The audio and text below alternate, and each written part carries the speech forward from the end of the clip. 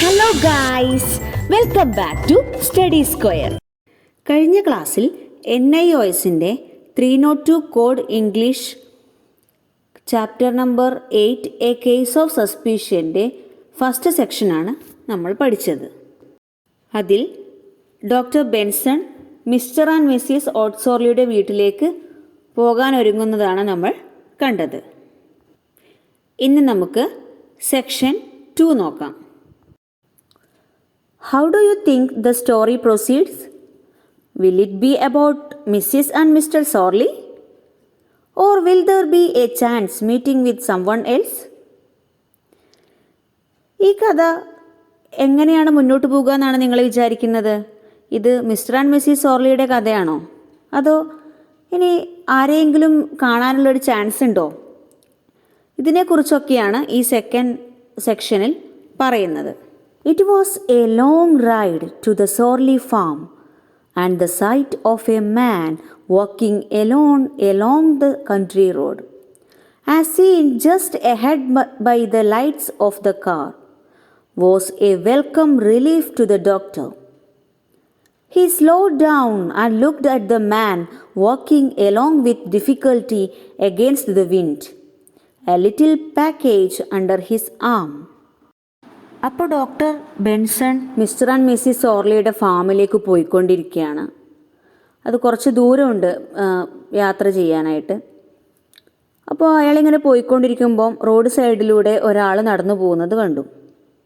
അത് അദ്ദേഹത്തിന് വലിയൊരു ആശ്വാസമായിരുന്നു. കാരണം ഡോക്ടർ ബെൻസൺ ഒറ്റയ്ക്കാണ് ഈ പുലർച്ചെ കാലത്ത് സഞ്ചരിക്കുന്നത്. അയാൾ പതുക്കെ അയാളുടെ അടുത്ത് വണ്ടി നിർത്തി.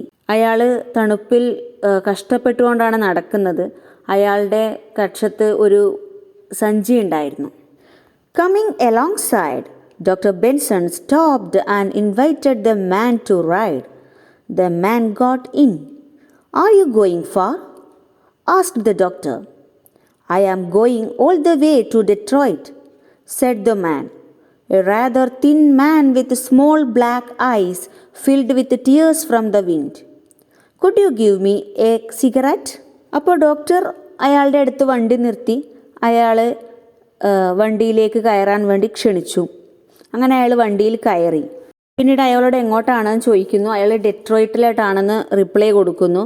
പിന്നെ അയാളുടെ രൂപമാണ് പറയുന്നത്. Thin man with small black eyes, മെലിഞ്ഞിട്ട് കറുത്ത കണ്ണുള്ള ഒരാളാണ്. അയാളുടെ കണ്ണിലാണെങ്കിൽ നിറയെ വെള്ളമുണ്ട്. അതായത് ഈ വിൻഡ് കാറ്റടിക്കുമ്പോൾ നമ്മുടെ കണ്ണിൽ വെള്ളം എന്നറിയുമല്ലോ. അപ്പോൾ അതുപോലെ കാറ്റടിച്ചിട്ട് അയാളുടെ കണ്ണിൽ നിറയെ വെള്ളമുണ്ട്.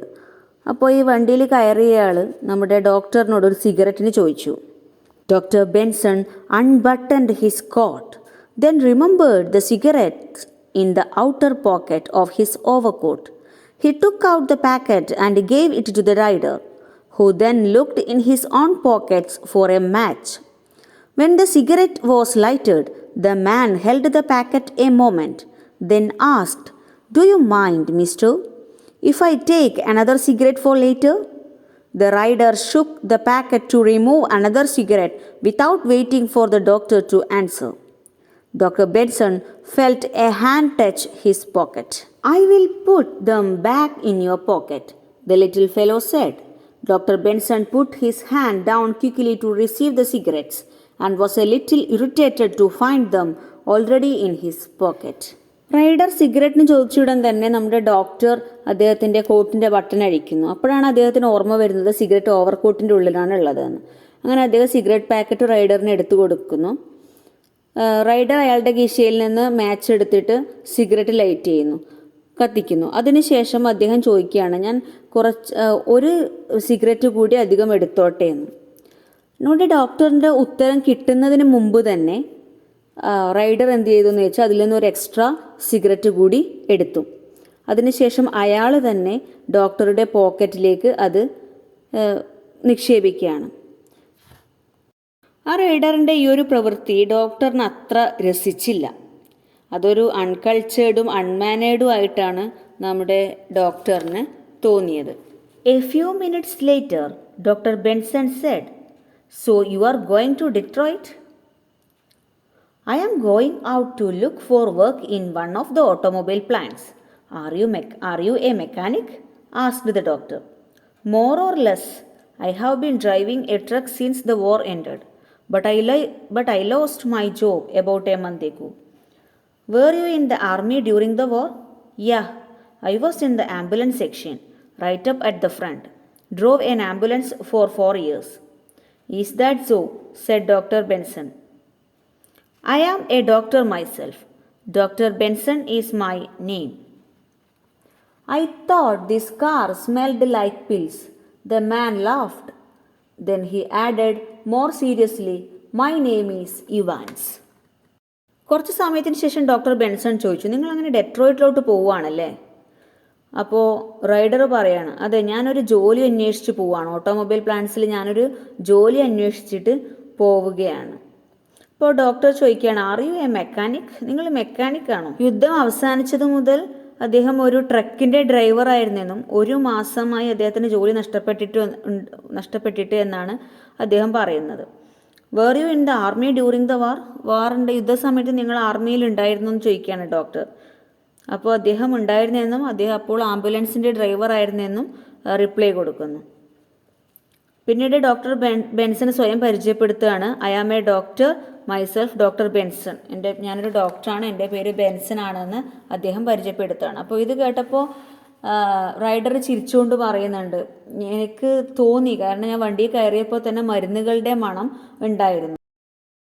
പിന്നീട് അദ്ദേഹം തൻ്റെ പേര് ഇവാൻസ് ആണ് എന്ന് ഡോക്ടർ ജോൺ ബെൻസനോട് പറയുന്നു. They rode along silently for a few minutes, and the rider moved himself in his seat and placed his package on the floor. As the man leaned over, Dr. Benson caught his first good look at the small cat-like face. The doctor also noticed the long deep scar on the man's cheek, bright and red-looking as though it were of recent origin. He thought of Mrs. Odsorley and reached for his watch. His fingers went deep into his pocket before he realized that his watch was not there. കുറച്ചു നേരം അവരൊന്നും സംസാരിക്കാതെ അങ്ങ് സഞ്ചരിച്ചു. പിന്നീട് Evans എന്ത് ചെയ്തു? തൻ്റെ കയ്യിലുള്ള സഞ്ചി ഫ്ലോറിൽ അവിടെ നിലത്ത് വെച്ചു. ആ ഒരു സമയത്താണ് ഡോക്ടർ ബെൻസൺ അദ്ദേഹത്തിൻ്റെ പൂച്ചയുടേതുപോലുള്ള ചെറിയ മുഖം ശ്രദ്ധിച്ചത്.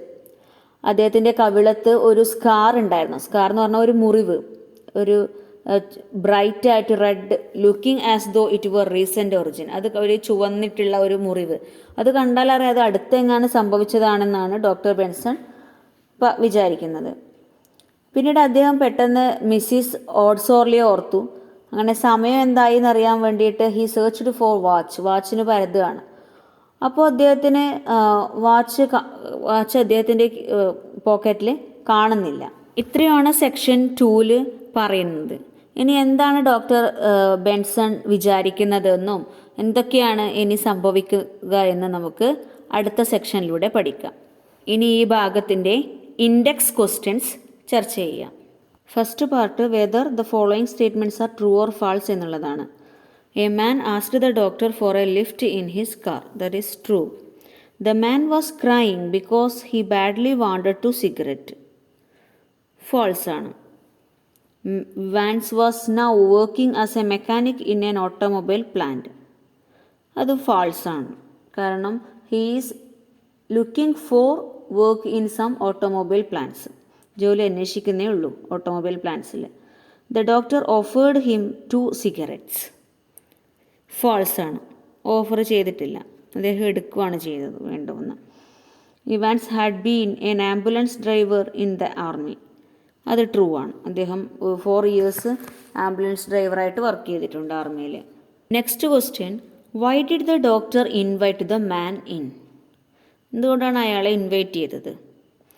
Because the man was working in bad weather and more than that Dr. Benson was alone and he needs a company. Next, how many cigarettes did the man take? Did the doctor like it? How do you know? The man took 2 cigarettes without waiting for the doctor to answer. This attitude of the man seems to be uncultured and unmannered in aspects of Dr. Benson. What irritated the doctor about the man? Without Dr. Benson's consent, the man placed the cigarette box into Dr. Benson's pocket. The doctor considered it as an uncultured thing that irritated the doctor. Next question. Who was Evans? Where was he going? Evans was an ambulance driver during the wartime. And when the war ended, he worked as a truck driver, and now he is going to Detroit to look for work in some automobile plants. Next, pick out two expressions from the passage that show the doctor was suspicious of Evans. അതിൻ്റെ ഉത്തരം small cut like face and long deep scar on the man's cheek which was bright and red, looking as though it were of recent origin. Why did the doctor reach for his watch? When he remembers his aim and Mrs. Odsorley, Dr. Benson reached for his watch and he wants to calculate the time reached to Mrs. Orley's farm. Last question from this section. Did the doctor find this watch? What do you think he thought? Did his suspicion fall on Evans? എന്താണ് അദ്ദേഹത്തിന് watch കിട്ടിയില്ല. No, he didn't find his watch. And he thought that Evans had stolen the watch. ഇവാനാണ് watch എടുത്തത് എന്ന് അദ്ദേഹം വിചാരിച്ചു. ഇത്രയും കാര്യങ്ങളാണ് കേസ് ഓഫ് സസ്പീഷ്യൻ്റെ സെക്കൻഡ് സെക്ഷനിൽ പറയാനുള്ളത്. എല്ലാവർക്കും ഈ സെക്ഷൻ മനസ്സിലായി എന്ന് വിചാരിക്കുന്നു. അടുത്ത സെക്ഷൻ അടുത്ത വീഡിയോയിൽ പഠിക്കാം. നിങ്ങൾക്ക് എൻ്റെ ചാനൽ ഇഷ്ടപ്പെട്ടാൽ please do subscribe and press the bell icon too. എൻ്റെ വീഡിയോസ് ഇഷ്ടപ്പെടുകയാണെങ്കിൽ please do like, share and comment. Thank U.